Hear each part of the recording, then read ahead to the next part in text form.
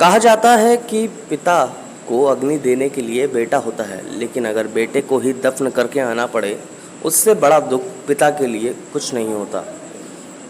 प्रयागराज के स्वरूप रानी अस्पताल में एम्बुलेंस ना मिलने की वजह से एक पिता को अपने बेटे के शव को कंधे पर रखकर 25 से 30 किलोमीटर पैदल चलना पड़ा।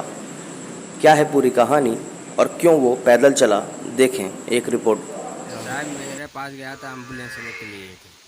एम्बुलेंस वाला बोला कि 2000 रुपया था आपका, पैसा लगेगा लेके। अब पैसा साहब मेरे पास नहीं है, मैं मजदूरी 300 रुपया करने वाले ऐसे चड्ढे पे बोले बाबा के बोले लेके आया जाके।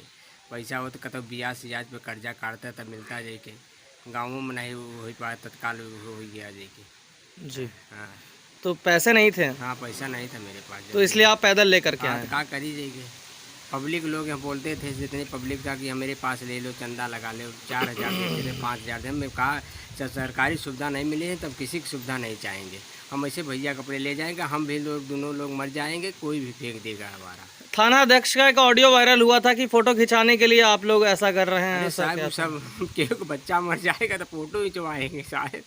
अपन 10 साल के इसका कार्ड नहीं बनवा पाए, आधार कार्ड दे के न स्कूल बच्चे का अपना नाम लिखा था, ऐसे हम बनवा लेते हैं। फोटो खिंचवाओ चमल। हमार भैया चला गए थे, हम ऊपर अब जी। सरकार की तरफ से कोई आया आपसे बात करने के लिए? भाई नहीं कुछ हम हमें नहीं कुछ पता, हम चाहे अनपढ़ हमारे में नहीं, हमें कुछ पढ़ा लिखा इतना आई नहीं कि चतुर चला गई कि पढ़ा आई कि जाए। जी। हाँ करंट लग गया था, तो उसके बाद कहाँ ले गए? अस्पताल में क्या दिक्कतें आई? अस्पताल में ले गए दिखाने के लिए तो वहाँ डॉक्टर बोले कि ख़त्म हो गई। नहीं तो वहाँ से पैदल आप लोग लेकर के आए थे, उसको क्या दिक्कत क्या आई थी? वहाँ एम्बुलेंस नहीं मिली? एम्बुलेंस मांगा 2000 रुपया था, हम लोग कहाँ ले रहे 2000 रुपया दे ले पैदल अपने घर भर स्वरूप रानी अस्पताल में 2000 रुपये मांगे गए, हाँ, तो पैसे ना होने की वजह से पैदल पैसे लेकर आए। नहीं रहते लेके अपने भैया के लेके आओ पैदल घर ही। तो वो तो सरकारी अस्पताल है, वहाँ तो फ्री मिलनी चाहिए एम्बुलेंस। जब कोई सुविधा नहीं मिला तो लेके आए, मिलता तो कि साथ के मारे पैदल लेके आए थे दिखाने के लिए। कितना बड़ा था लड़का? 10 साल का। अच्छा, तो उसके बाद कोई अधिकारी वगैरह आए हैं? सरकारी अधिकारी कोई आया था? कोई मदद की? कुछ नहीं, कोई मदद नहीं मिली? नहीं।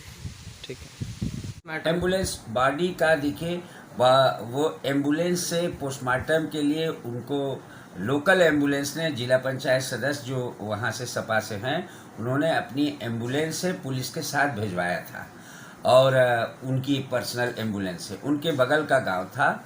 दूसरे दिन पोस्टमार्टम हुआ था, वहाँ गांव के लोग भी गए थे और अस्पताल से एम्बुलेंस भी गई थी।